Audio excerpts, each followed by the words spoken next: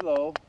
So today we're here in this wonderful place out in the country in Ojai, and we're going to be treating these palms. Go over there a little bit, AJ, to the palm. AJ is my photo guy today, my cameraman, my pro cameraman. Okay, come back over here. Take a look at that palm over there.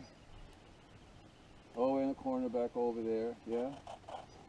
Okay, so these palms, that palm over there has Phytophthora. And this palm over here doesn't. And there's another little palm in the back there. You won't be able to see it. It's the third palm. Don't worry about it. We'll get to it.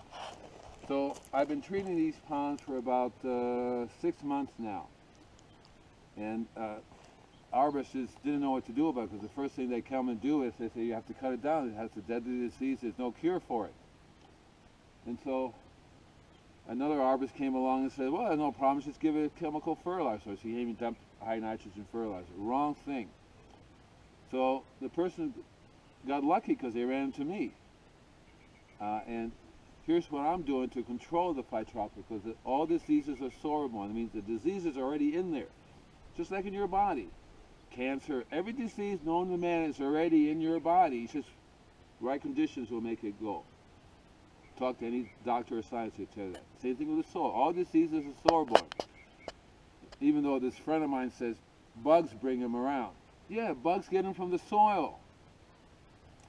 That's why the key to control everything is the soil, the living soil. So what I started doing there, and to all these trees, these palms, and to the whole property, several things.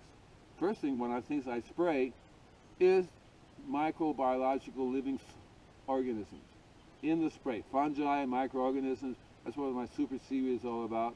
That's what the teas or compost tea is all about. The other thing is what I put in the soil. We want to bring it back to life. So the first thing I started doing, bring compost. I started bringing fungi, which is what you use to grow mushrooms with.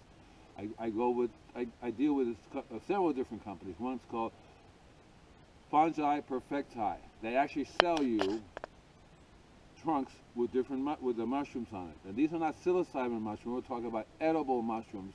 They sell mushrooms for medicine and for eating. Lots of really good medicine comes from mushrooms. You can grow all different kinds of mushrooms. But you have to have the living organism, which is called mycelium, in the ground for the mushrooms to grow. But it also happens that mycelium is very important for the tree health and the soil health. If you don't have any mycelium, you have major problems.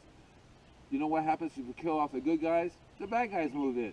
So it's a simple matter of good guys, bad guys. The good guys are the ones that are normally in the soil. They're essential for the function of everything living. Just like in your body, you have these good organisms that are in there, and they each have a task, something that they do. So it comes back down to trace mineral deficiency. What happens with this Phytophthora is that it inhibits the ability of the micro minerals to be absorbed into the plant. They're getting a trace mineral deficiency. All the diseases, everything that has to do with pests, from a borer to whatever diseases, is a trace mineral deficiency. And just like us, we can't eat rocks. I can't go get calcium and chew on it. I can't get iron and chew on it. I have to eat something. I ate something, I ate something, I ate something in order for me to get that. Same thing with the plants. You give plants iron, and they'll say what? But you give it to the soil, and the soil goes yummy and eats it. And the bacteria and the microorganisms, when they poo-poo, that's the liquid that the plants get. So what we're doing today is we're putting things down into the soil.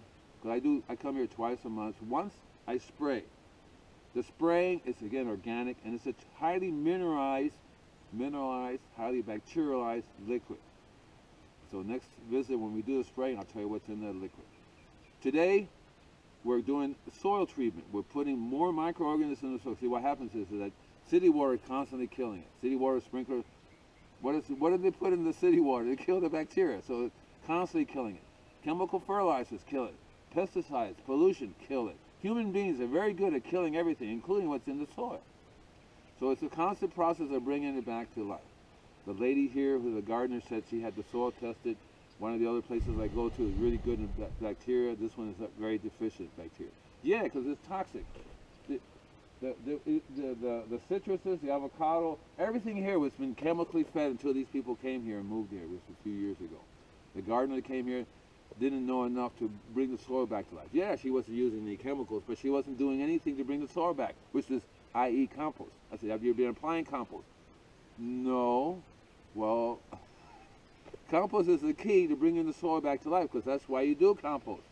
Get the bacteria and the minerals together. You get it in such a state you put it back in the soil. Normally nature makes compost, but we get interfering. So today we're going to be putting this mixture that I made into the ground, and I'll tell you what the mixture is. So you can...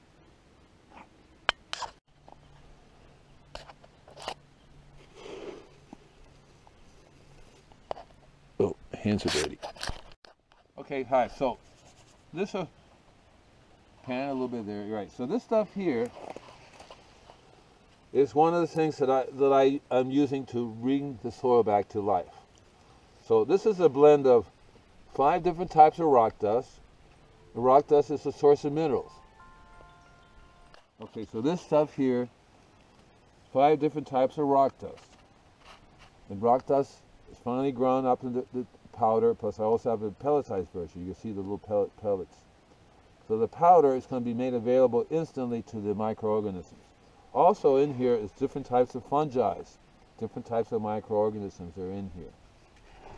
So this thing here, it's what we're going to be applying to the soil. It has a time-release organic fertilizer too, because you do want to have a food for the plants too. They do need to eat. So I'm going to take this and we'll be blending it into the soil, okay? Okay, that's it.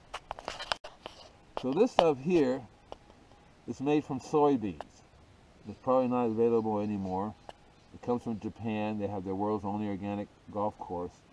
This is like 9% natural source of nitrogen, and it's good for plants. But it has its own unique microorganisms to it. So we're going to be adding this to water, putting it around the base of the tree. Okay. So this stuff here is microorganisms. This is super seaweed. So I spray it, or I can pour it around the base of plants. This is what it'll look like a little bit. We're going to use it today. See, that's what it is. So we're going to add this to water, and we're going to make a little mixture here of the super seaweed, which has some flowers in it already. So you might call it a block flower remedy. We're going to mix it in with the super soy, right? And then we're going to take some of this rock dust that we got over here. We're also going to add it to it. So I also want some of this bacteria in it, right in there. And we're going to take that and add some water to it. Okay. Down in there. You see we're adding water to it. Okie doke stuff. So what we're going to do is we're going to pour it around the base of this one. And it's important that you do the healthy one first, and then the sick one, because if you do the sick one first, you're actually going to transfer the bacteria and the disease the other way around. Okay, so we got that, right? Stop. So the rock dust with the good stuff in it, as we say in the business, good shit. A little bit of super seaweed, and some of the, I call it super soy. Everything's super around here. Then I'm going to add some more water to that. Quick.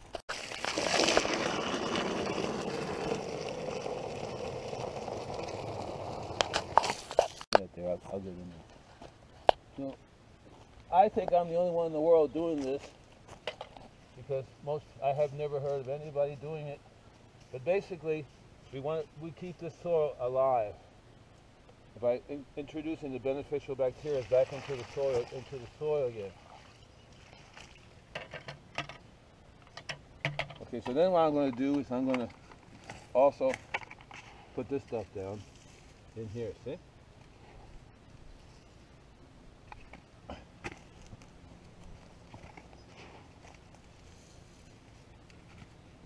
Only way to walk. Now these were done before. I didn't do these. Basically you get water down in there and stuff. Problem with this stuff is plastic. You see how they decay. I use tree vents. I call them tree vents. Clay drain pipes. Last forever. They're porous. It works a lot better than this stuff. So we get it all the way around.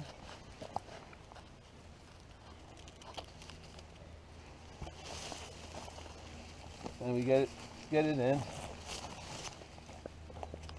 I told the gardeners that I don't want the area too heavily mulched with this stuff. This is not mulch. It's just wood chips. Doesn't do anything to the soil. You look underneath it, you got barren soil. It doesn't do anything to it. So the biggest problem I think people have is the gardeners. They're the hardest one to tell them anything. They're having a hard time changing their habits. Don't take a video of my ass because it's not good. I might get some calls from people. See, that's easy. That one's done. Okay.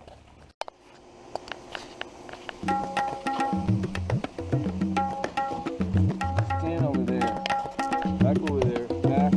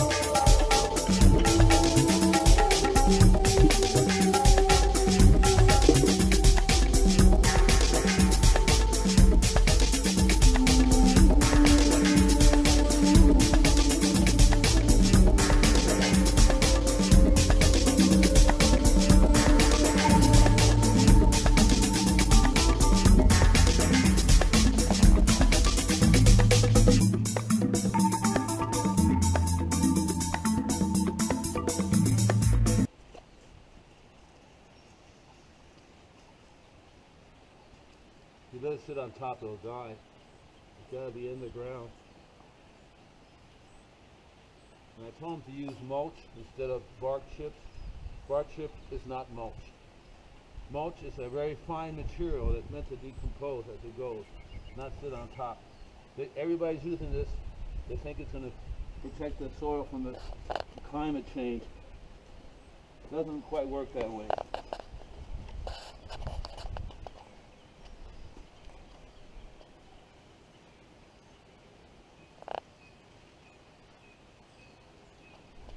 On top of that, they add the bark too far up against the tree, chokes the tree, so I'm constantly moving it back. You would think that they would figure it out. They probably figure some raccoon came and keeps moving it back.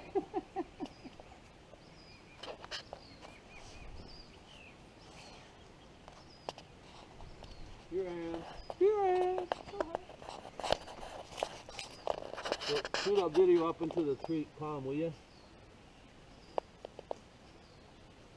Into the pond. There you go.